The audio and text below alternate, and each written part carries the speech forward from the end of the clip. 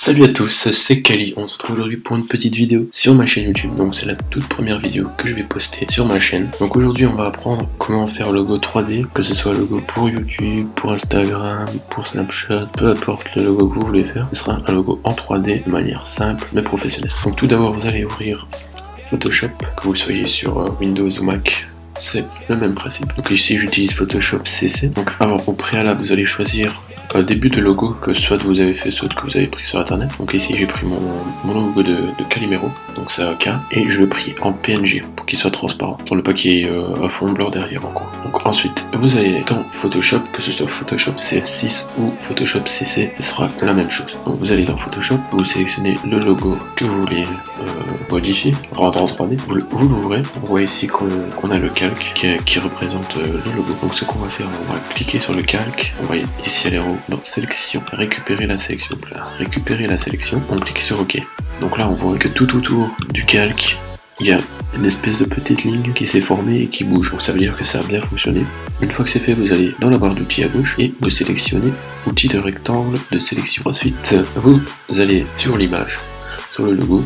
Donc toujours bien regarder que vous avez sélectionné le calque ici. Vous faites clic droit, convertir en tracé. Donc ici, faites bien attention, normalement c'est en 3,0, mais il faut bien prendre en compte que ça dépend l'aspect de votre logo. Donc ici on a une forme plus ou moins droite, juste ici le cercle, mais ça c'est pas trop grave. Donc en fonction de votre logo, il faudra agrandir ou diminuer ce nombre. Donc moi ici j'ai mis 1,0 pixel pour que la tolérance soit plus grande que à 3,0. Donc là, il y a des petits points qui sont apparus. Ça montre en fait tous les changements de direction, je vais dire, de l'image. Donc une fois que ceci est fait, vous allez sur Fichier en haut et vous faites exportation, tracé vers Illustrator. Donc ici, si la manipulation a bien marché sur Photoshop, vous aurez ici noté tracé de travail. Ensuite, vous cliquez sur OK. Vous choisissez l'emplacement où vous voulez le sauvegarder, quoi. Donc là, on va le mettre sur le bureau.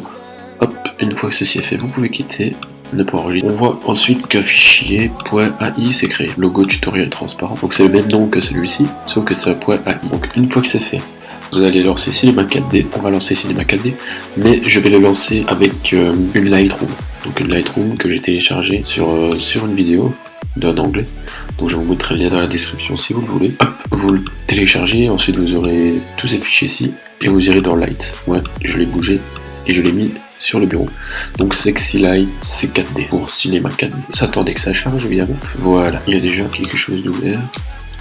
Je vais supprimer. Une fois que c'est fait, vous arrivez ici. Normalement vous n'aurez pas. Pardon, ici vous n'aurez pas de matériau. Donc pour ce faire, pour qu'il y ait un matériel, je vais dire, vous irez ici dans charger les matériaux. Alors moi j'ai pris les matériaux que j'ai téléchargés aussi.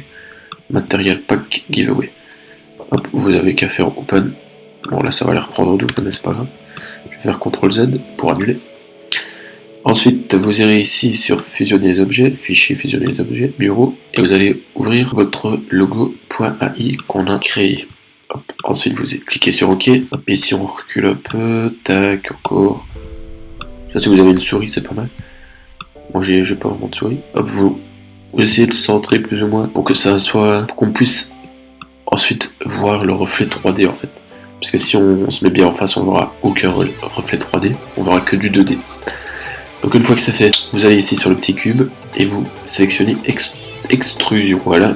Ensuite ici, vous allez sélectionner logo tutoriel, enfin le nom de votre fichier, et vous allez le glisser sur extrusion. On voit ici que ça a changé et que ça a donné déjà une autre forme à notre logo. Ensuite on clique sur extrusion et en dessous on retrouve caractéristiques de l'objet. Donc on va changer le mouvement 20 cm en 100 cm, ce qui va donner une profondeur plus grande à l'objet. Et dans couvercle, on va mettre le début en couvercle et biseau et la fin en couvercle et biseau. Pour le début, on va changer le 1 cm, le 5 cm en 1 cm, et pareil pour le rayon de la fin. Voilà, une fois que ceci est fait, on a déjà quelque chose de plus ou moins propre. Maintenant, c'est du gris. Je sais pas si vous voulez faire quelque chose en gris, mais moi ça me convient pas. Du coup, c'est moche. Voilà pourquoi je vous conseille de télécharger des matériaux qu'on retrouve ici sur des petites boules. Donc on va faire comme mon logo. On va prendre le matériau bleu et on le met sur le logo. Voilà, normalement, non, hop là, qu'est-ce qui se passe là? Faut le glisser sur extrusion, pardon. Donc voilà, on voit déjà que ça a changé, la couleur a changé, ça n'est plus en gris. Et quand on clique sur l'aperçu, donc ici ça charge, on voit déjà bien que ça donne un petit reflet 3D. On n'est pas trop loin de la fin. On regarde ici, voir s'il y a quelque chose à changer. Non, il n'y a rien à changer. Alors, une fois que c'est fait, vous allez cliquer sur éditer les réglages de rendu. Ici, vous changez en 1920 par 1080 ou en 1280 par 720. C'est comme vous voulez. Résolution 72, c'est comme vous voulez aussi. Et ici, on va changer. Donc ça, c'est le nom de votre fichier qui va sortir. On va mettre logo tutoriel YouTube. Hop, ici vous sélectionnez bureau, sauvegarder, on quitte et ici on clique sur rendre, rendre dans le visualiseur. Donc là ça va créer l'image, vous avez juste à patienter un petit moment, ça va créer le logo, ensuite mettre le matériel dessus. On voit bien que c'est bien net, il y a une netteté ici, c'est vraiment propre. Voilà, une fois que c'est fait vous pouvez quitter, cliquez sur oui, on va fermer ça et on voit ici que quelque chose s'est créé. Logo tutoriel YouTube, donc c'est bien ça. C'est bien notre logo, je vais mettre un plein écran pour voir bien. Par contre, on voit ici qu'on a un logo en PNG, donc ça veut dire qu'il sera transparent derrière. Ça peut être bien pour rajouter par-dessus une vidéo, pour rajouter par-dessus un fond, je ne sais pas comment vous voulez vous organiser. Mais moi, ce que je vous conseille, c'est de nouveau aller sur Photoshop, ouvrir le logo transparent en 3D. C'est celui-ci. Donc là, on voit bien que c'est un PNG et que c'est transparent derrière. Ce qu'on va faire, on va rajouter un petit calque. Hop, calque 1. Donc on clique ici et rajouter nouveau calque. On va glisser le calque vide en dessous de l'autre, on va prendre le pot de peinture, la couleur blanc et on va rajouter du blanc derrière.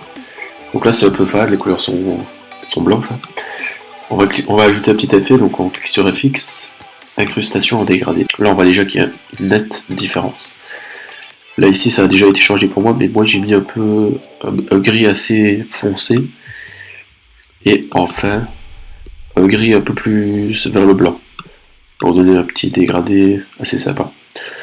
Là maintenant, on a plus ou moins fini. Maintenant si vous voulez laisser comme ça, vous pouvez laisser comme ça.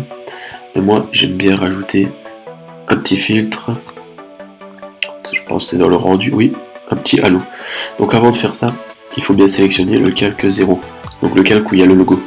Parce que si on le fait sur le calque où il y a la couleur, donc ici en l'occurrence le blanc, ça va rien rendre. Donc on clique sur filtre rendu halo. Hop là on voit qu'on a une petite fenêtre qui s'ouvre. On va la mettre par ici, donc je sais pas si vous voyez ici une petite flèche, une petite croix qu'on peut déplacer pour voir en fonction de où on veut le mettre. Ce qu'on va faire, c'est que on va sélectionner celui-ci. La luminosité, on peut l'agrandir un peu. On va la mettre à 150 par exemple. Voilà, c'est bien. On clique sur OK. Et là, on voit que ça donne un petit effet de lumière qui est assez sympa. Donc, pourquoi pas rajouter des petits effets comme ceux-ci à votre logo. Donc voilà, maintenant, c'est à vous de voir ce que vous voulez rajouter en fonction de vos envies. Donc, c'est vous qui voyez, c'est vous le créateur, c'est vous le professionnel. Moi, je ne fais juste que vous apprendre comment faire. Donc voilà, une fois que c'est fait, on va dans fichier.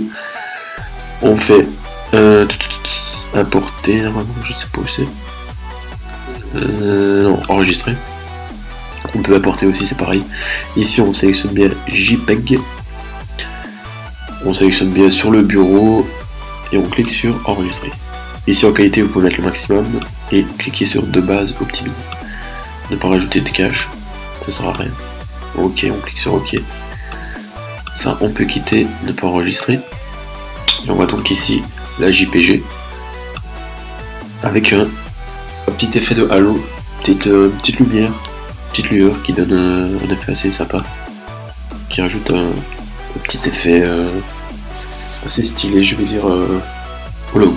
Donc voilà, j'espère que la vidéo vous aura plu. N'hésitez pas à me poser des questions dans les commentaires.